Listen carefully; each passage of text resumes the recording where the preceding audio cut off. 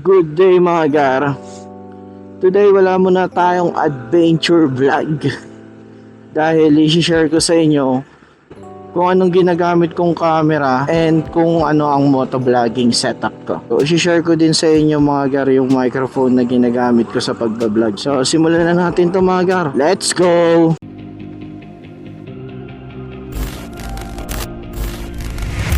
Disclaimer lang hindi sponsor to. Baka sabihin nyo, sponsor to. Gusto ko lang i-share yung knowledge ko about motovlogging dahil isa ako sa mga inspiring motovlogger na nagsisimula pa lang. Siyempre, gusto kong mag-share ng idea sa inyo kung ano nagagawa ng camera na gamit ko. So, introduce ko na sa inyo yung camera na gamit ko. I using Insta360 X3.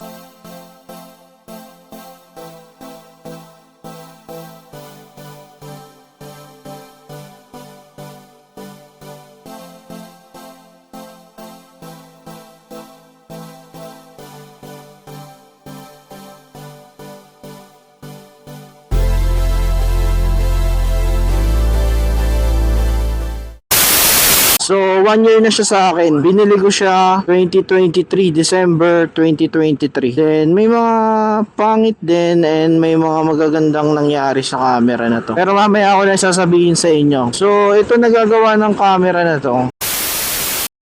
Sobrang ganda ng camera na to. Kaya niyang mag-video ng 5.7K resolution.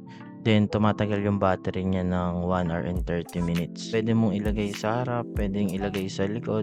Depende na lang sa ginagamit mong mode. May single lens mode siya, then may 360 mode siya. Depende na lang sa'yo kung saan mo angle itututok. So marami to nagagawang camera na to. Pwede ko siyang ilagay sa harap ko, katulad nito. Nakikita yung sarili ko. Then pwede ko din siyang ilagay sa helmet ko. Then may dalawang mode to. May 360 mode, then may single lens mode. Then if gusto ko siyang ilagay sa helmet ko, ganito lang yung gagawin. Bali, ito yung Insta360 ko. Then ito yung adapter niya. Then kailangan niya to. Itong adapter na to para sa mga nagmamotovlog kasi kailangan nyo ng mic. Ito yung mic ko. Papakita ko sa inyo mamaya yung mic ko. Then ito muna yung papakita ko sa inyo. May Ulanzi ako na Urig. Quick release to. Itong Urig na to. Then pag ilalagay ko yung Insta360 ko dito, gagantuin ko lang. Yan. Yan. Nakamount na siya. Diba? Then pag tatanggalin ko, pipindutin ko lang itong nasa gilid. Yan. Para matanggal. Yan. Tanggal na siya. Tapos, ita-transfer ko sa helmet ko. Then, ito yung helmet ko na may mount din to na Urig, na Ulanzi. Ganun lang din. Pindutin ko lang. Yan. Okay na. Diba? Quick release din yan. Saglit mo lang siya maililipat-lipat. Din, sa motor ko, meron din akong Urig na Ulanzi na isa pa neto para makita yung sarili ko. Para pag ililipat ko tong Insta360 doon, makikita na yung sarili mo. Yan, di ba?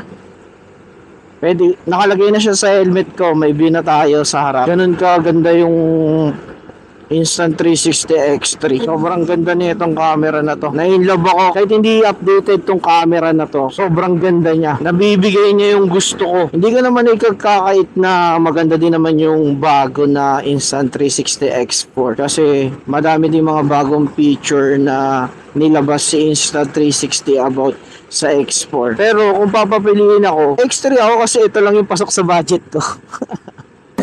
Diba? Tsaka ito yung first investment ko sa sarili ko. Kaya masaya na ako na may Insta360 X3 ako. So, share ko din yung mic na ginagamit ko. So, ito yung Boya na brand na wireless mic ko. Then, may built-in ako na mic from Shopee. Di ko alam kung anong brand to. Basta, customized mic lang siya. Na pag kinonect mo dito sa Insta360 mo, yun, magkakaroon na ng mic yung camera mo. Ganito yung itsura niya pag kinabit yung mic na to sa Insta360. Yan, ganyan yung itsura niya. Nakapasok siya sa adapter. Instant 360, tapos nandito yung helmet. Hindi nyo makikita eh. Basta pinasok ko lang dyan. Then meron din akong Ulanzi na chin mount. Itong orange na to. Ulanzi na chin mount yan. Then ganito naman itsura pag yung boya yung gamit ko. Ang hassle lang nito ay pasok sa loob kasi natatabunan yung bibig ko. Tapos di ba may dead cut din siya. Ang hirap ipasok dun sa loob ng helmet sa masabit. Nabasag na nga ito eh. Kasi pinipilit ko. Iba na yung clip niya. Improvise na. Then, tatanggalin ko to. Then, ipapasok ko yung boya. Ang pangit lang naman dito sa wireless mic. Syempre, di ba? In-on pa siya. Then, ito, in-on. Kaya, mas okay siya pag hawak-hawak mo yung Instant 360 mo. Then, magwa-wireless mic ka para hindi din hassle. Kasi kung ito, tatanggalin mo pa to para ilagay mo dito. Tapos, 'di ba? Mas okay na dalawa yung mic mo. Meron kang mic sa helmet, meron ka ding mic para hawakan yung camera mo. Pag ililipat mo siya sa Instant 360 na selfie stick, remove ko lang to. Ayan, ni-remove ko lang sa helmet tapos ililipat ko siya dito sa selfie stick. Yan. Yan, ganyan yung itsura niya. Diba? Tapos to, mic mo, i-clip mo lang sa damit mo. Or dito, pwede mo siyang i-clip kahit saan. Yan, kinlip ko lang siya dyan. Yan. Ganyan yung itsura niya. Yan, ganyan yung itsura niya. Diba? E di, pwede ka na mag-vlog. Let's go! Dahil sa sobrang ganda ng camera na to, pwede ko siyang itutok sa harap, itutok sa likod, itutok sa kaliwat kanan ko. Lalo na pag ginamit mo yung 360 lens niya. Kaya ikaw, kung nagnanais ka na mag-motovlog, try mo tong camera na to, di ka magsisisi. Napaka-solid ng camera na to. All around kumbaga. Pwede din siyang pantubig mga gar. Pero ako kasi, hindi ko siya nire-risk sa tubig. Hindi ko siya nilulubog ng walang dive case. So, meron akong binili na dive case. So, meron akong dive case dito from Instant 360. Pero medyo mahal lang tong dive case na to kasi syempre, mahal mo yung camera mo. Dapat mahal din yung accessories mo. Lalo na kung mamahalin din yung camera mo. 'Di ba? Ang hirap naman i-risk kung bibili ka ng pipicture tapos masisira lang din. Papasukin din ng tubig. Yan. Dive case ng Instant 360. Bali, papasok mo yung Instant 360 dyan. Then, ito, para daw hindi mag-moist yung lens. Dahil daw meron ganyan. Basta maraming ganyan na binigay na freebies Instant 360. Pag bumili ka ng dive case nila. Ganito yung itsura niya pag nakapasok siya sa Instant 360 dive case. Yan, ganyan. Ganyan yung itsura niya pag nakapasok siya sa Instant 360 dive case. Tapos, sasarado mo lang yan. Tapos to, yan, nakalak na yan dyan. So, hindi nyo naman na to kailangan kung magmamotovlog lang kayo. Kasi ako, mahilig akong maligo sa mga dagat-dagat tsaka sa mga ilog-ilog. Kaya, naiinganyo din akong kumuha ng mga shots about sa dagat. Siyempre, iba pa din yung experience, diba? Pag sa ilalim ka ng tubig na bibidyan. Ganda din to, kaso masyadong mahal. Siguro nasa 5 plus yata. Then di ko nga akalain na bibili ako nito eh. Pero yun totoo, regalo lang to sa akin ng isang mahalagang tao, ang aking girlfriend. Thank you sa aking jowa dahil sa kanya nagkaroon ako ng dive case. Dati gusto ko nang ibenta to eh, tapos ibabalik ko sa kanya yung pera. Pero hindi pala kasi nagagamit naman namin sa mga vlogs namin. Yun lang. Medyo pricey nga lang to. Pero okay naman. Hindi na ako matatakot na ilubog-lubog siya sa tubig. Kasi nabibigay niya yung mga shot ko under the water. Kaya hindi ako natatakot na masira siya kasi may Instant 360 dive case siya. Sa mga mahilig naman mag-swimming, magdagat-dagat. Ito mo ng shot from ocean, shot from pool. Tapos ilulubog mo siya. Yun lang. Lalo na ako, takot akong mag-risk talaga dito. Takot talaga akong ilubog siya sa tubig nang walang dive case. Then, mga guys, ang pang-edit ko na apps sa camera na to, CapCut lang. Di na ako gumagamit ng ibang app. So, ito yung mga ginagamit kong mga apps mga gar. May CapCut ako, may Insta360 Studio, tsaka Canva. Nag-download ako ng Adobe Premiere, tsaka mga Photoshop. Di ako marunong. Ang hirap pala mag-edit yan. Pero, ma- ma-advise ko sa inyo, mga magagandang video editing na basic lang. CapCut, Canva, KineMaster, Filmora. KineMaster ba basa dun or KineMaster? Basta yon, mas mapapadali yung trabaho nyo pag doon kayo nag-edit. Ano pa ba? Yun, doon kasi ako nadadalian sa mga apps na yon. Tsaka doon ako nagsimula sa CapCut. Na-master ko siya. Hindi naman na-master, kumbaga mas gamay ko siya na mag-edit doon. Mas gamay ko siya na mag-edit ako doon. Then, wala namang problema. Dito ako sa Insta360 Studio nag-e-edit. Yan. Basta di ko ina-update, tinatamad ako mag-update. Yan, mamimili lang kayo ng video nyo dyan. Pwede kayo mamili ng video Insta360 tapos kahit saan nyo na pending itutok. Yan.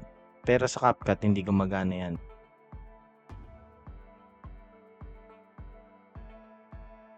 Yan.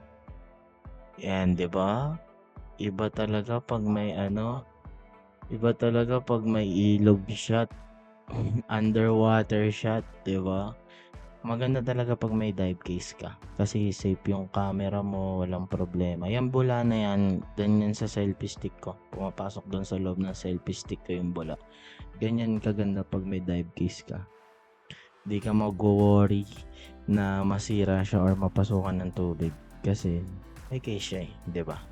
Yun lang, pwede mo siya itutok-tutok kahit saan mga gar.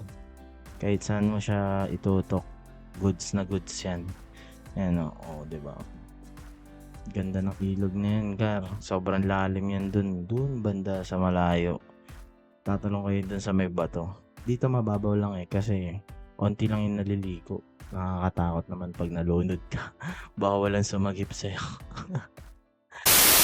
Mas gamay ko yung CapCut pagdating sa pag-e-edit ng mga video ko. So, yun lang mga gar. Gusto ko lang talagang i-share tong camera na to kasi napaka-solid talaga na itong camera na to. Kahit na may mas latest pa dito sa camera ko. Thank you pa din ako kasi ito yung camera ko na nabili. So, pag bumili ka pala nito mga gar, may 1 year warranty. Yan mga gar. Last time kasi nasira yung charging port ko netong old na Insta360 ko. Pasok pa naman sa warranty yung itong Insta360 ko. Tapos pasok pa sa Insta360 basta hindi nabasa, hindi nalaglag, hindi nasira yung lens nyo. Basta malfunction sa loob ng ng unit nyo. May ibabalik nyo sa Insta360 tapos bibigyan niya kayo ng bagong unit, 'di ba? Ang ganda. Ang galing. Basta bagong unit ibibigay sa inyo. Kasi ito, tingnan nyo yung unit na to. Oh, 'di ba? Iba na yung SN number niya. IAQEF. Tapos ito yung luma kong unit na nabili. Ayan yung SN number niya. IAQEB. 'Di ba? Magkaiba na yung unit na binigay sa atin ni Insta360. Kung mapapatunayan mo na nasira talaga yung Insta360 mo nag-malfunction sa loob mismo yung mismong Insta360 di nahulog, hindi naipit or hindi nabasa, then mag-i-email ka sa kanila. Then mag-i-email si Insta360 sa'yo, magre-reply sila sa'yo, then magsisend ka ng ibang video kasi bibidyohan mo yung Insta360 kung ano talagang problema. Then pag alam nila na ayaw talagang gumana yung mga lahat ng pinagawa nila sa'yo, papadala mo sa Insta360 sa Malaysia, main office nila. Then titignan nila yung unit mo, then ikaw magpapaship. Pero after mabalik sa'yo yung Insta360 mo, bali ito na, bago na, babayaran nila yung inabunuhan mo na shipping fee. Pwede kayong magpa-ship sa LBC, babayaran nila yung inabunuhan mo through PayPal. Dapat may PayPal kayo pag para mabayaran kayo ng Insta360. Isisend nila sa PayPal mo yung inabunuhan mo, pa-shipping ng Insta360 papunta sa kanila. Tapos makukuha mo bago ulit na unit. Basta all goods naman, alagaan mo lang lagi Insta360 mo kasi talaga may mga unit talaga na after 1 year doon nasisira kahit wala kang ginagawa. Kaya in case na masira ka agad, napasok sa warranty, ibalik nyo na agad sa kanila. Kontakin mo agad si Insta360 para mapalitan nila ng bago. Pwede nilang ayusin or papalitan nila ng bagong unit. Yun lang yung gagawin nila. Pero usually kasi minsan pinapalitan talaga nila ng bagong unit para yung customer, para hindi din sila mapahiya siguro, para yung customer maging satisfied sa review ng camera nila kasi maganda naman kasi itong camera na to, napaka solid. Basta maalaga ka sa gamit mo, aalagaan ka din ng camera na to. Yun lang mga gar, maraming salamat sa panonood. Thank you. So hanggang sa susunod na vlog mga gar. Sana nagustuhan nyo yung vlog ko. Yun lamang mga gar. Maraming salamat. Let's go!